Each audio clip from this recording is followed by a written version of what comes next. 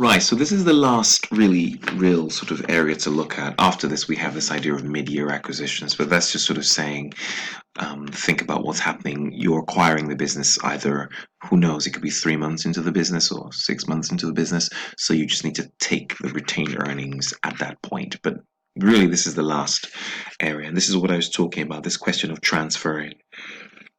If a parent sells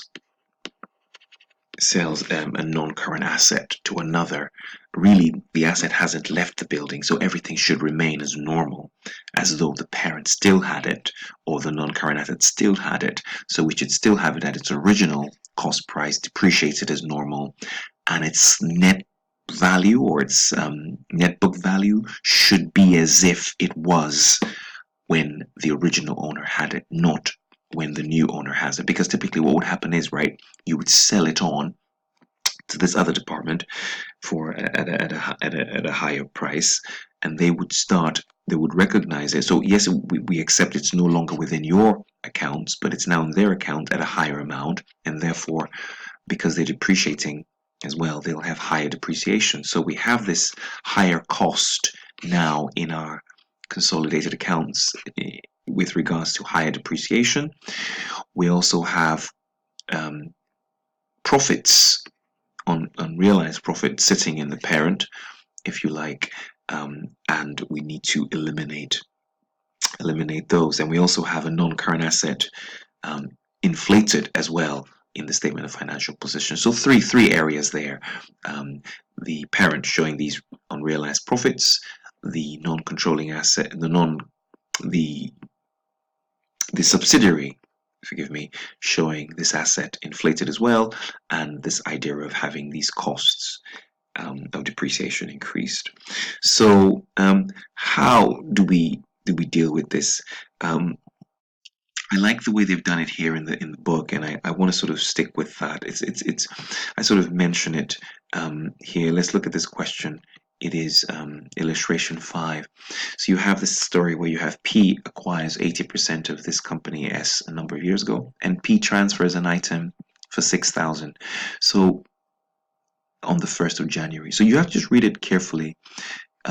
They transferred for 6,000. The plant originally cost P 10,000, has a useful life of 5 years. So that's falling in 2,000 by falling by £2,000 every single year.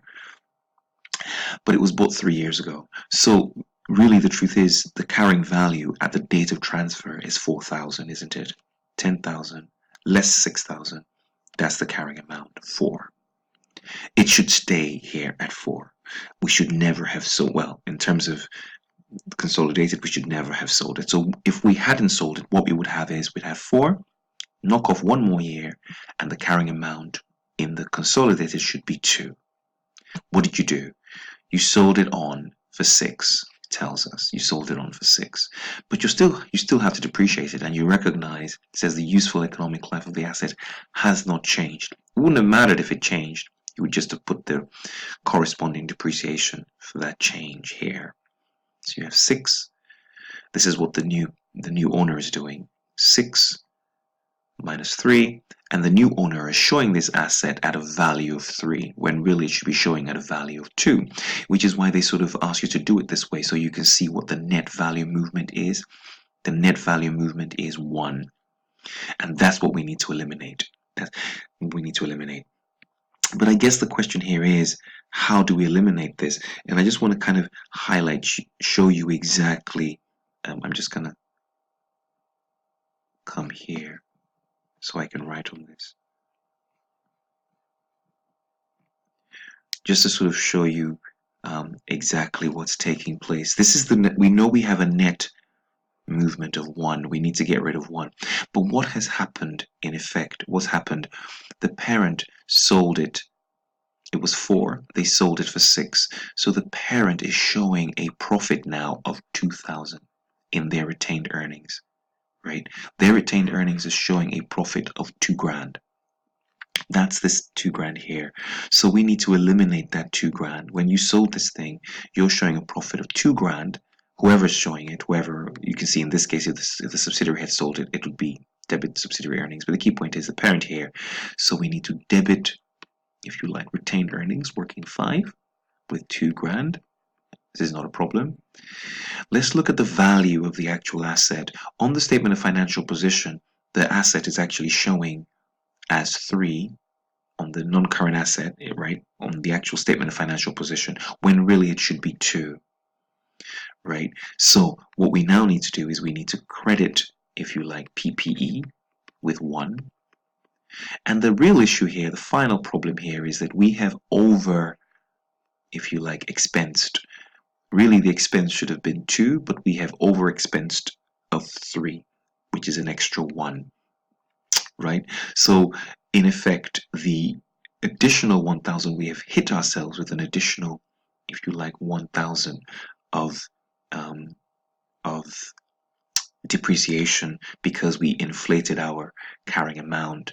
And this is really the subsidiary that, the subsidiary took this new asset in and hit itself with an extra 3, but really it shouldn't have. It should only be 2. So really we need to give it back, if you like, £1,000. So we credit subsidiary earnings with £1,000, if you like. So it's just about knowing who received what. Parent got the new sold off the asset, got its profit, walked away. Subsidiary is technically currently showing inflated asset. We need to take that 1,000 out of there, and also showing a loss, if you like, or hit itself with additional depreciation of 1. So we need to add that back. I think this is the neatest way to kind of do it. We could break it down a little more, but I think this is the sort of the neatest sort of way to look at this. Just conceptually really see what's going on and to deal with it like that. So again, if the subsidiary had sold it, the key point here is that where are those profits? Who sold it? Take away those profits first. We will always take off the extra 1,000 of the carrying amount because it's inflated. And if you like, the person who bought it suffered additional depreciation, so they need to get back their £1,000, right? Because really, you should only have put through,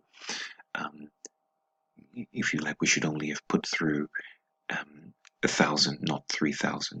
So all I'm really doing is now, just to break it down, is adjusting these journals. These are just the journals here, if you like. Ultimately, that's what I'm really doing. Okay, cool. Right. So it's really a matter now of practicing and doing as many as you can. Mid-year acquisition. I'll just go to the slide. I'll finish that off in here as well. And then it's just doing as many questions as we can. Mid-year acquisition tells us to mid-year acquisition just tells us if a parent acquires a subsidiary mid-year, the net assets must be calculated based on the net assets at the start plus the profits up to the date of acquisition. So it's just asking you, don't get carried away, if you like. So I'll just write it on a very straightforward example here.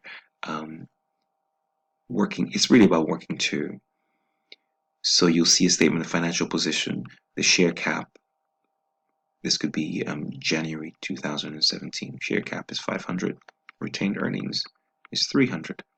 And then you'll have, it depends on how they tell it to you. It doesn't really matter. December 2017, 500. Retained earnings is 400. And it says you acquired this business in June of 2000, or 1st of July.